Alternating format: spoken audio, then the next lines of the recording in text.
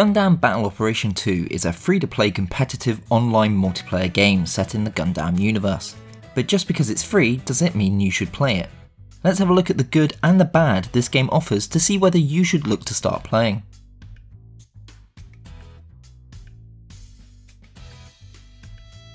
Released in Japan in 2018 and later in English in 2019 for the PlayStation 4, GBO2 is a sequel that aims to continue and improve the 6v6 combat found in previous entries.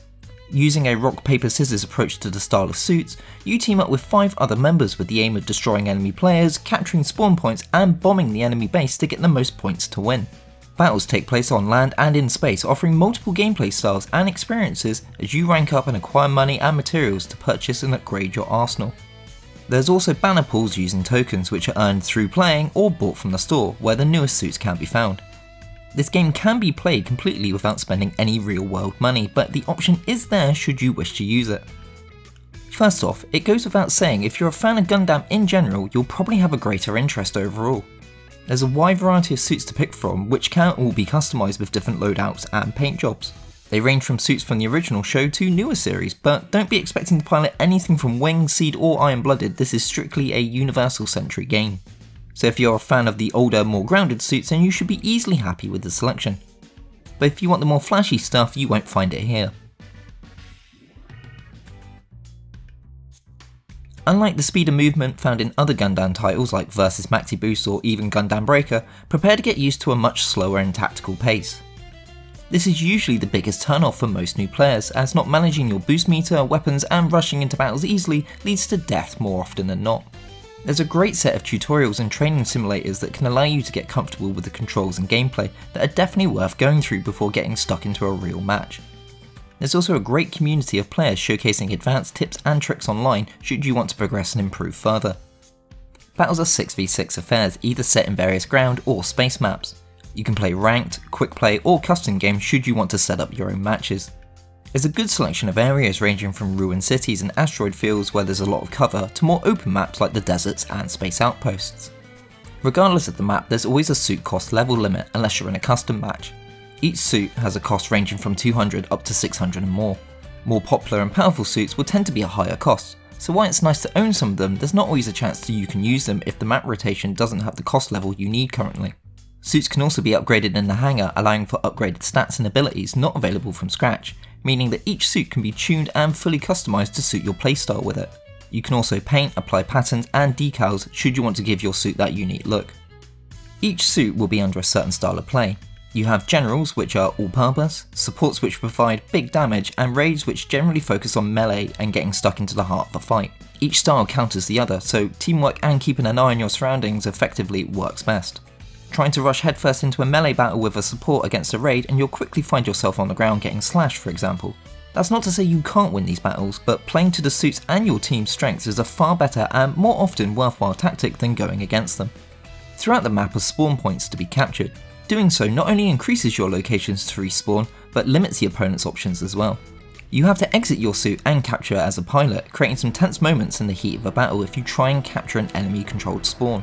Once done, a timer ticks down which, when finished, gives you the ability to call in an air support, targeting an enemy and raining down destruction in the specified area. This can potentially turn the tables as the damage can easily shred through any suit unlucky enough to get caught in the blast. Finally, each team has a base of operations. It can't ever be captured by the enemy, but it most certainly can be blown up. This doesn't stop either team from spawning if it does get destroyed, but the point score it's worth, especially when the timer reaches 2 minutes, effectively doubling that score, can also be a massive threat throughout the game.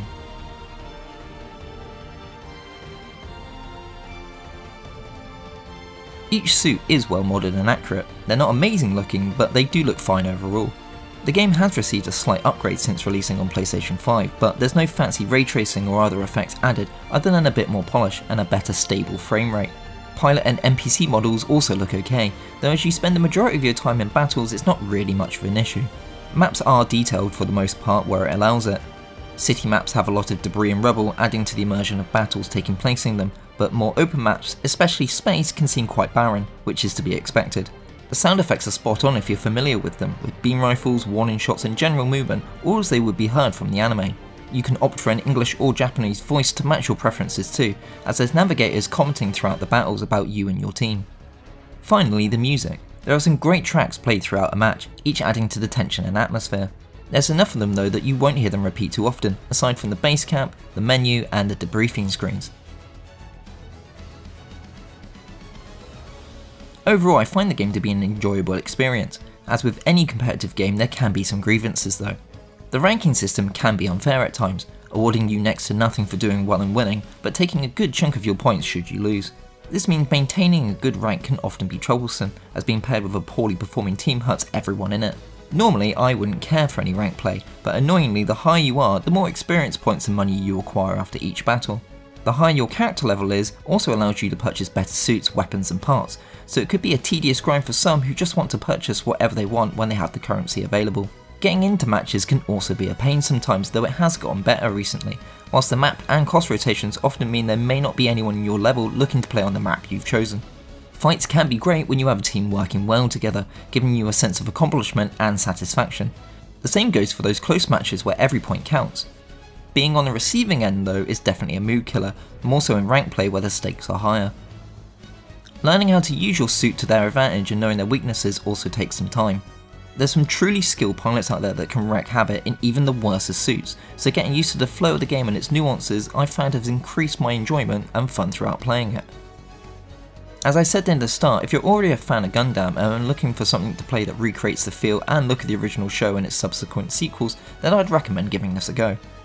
The learning curve isn't too steep and the variety of suits means that there's something for everyone's playstyle. As a free to play game, worst case scenario, if you don't like it, it's not cost you anything but your time. So if any of this looks and sounds like fun, then come join in, and maybe one day I'll see you on the battlefield.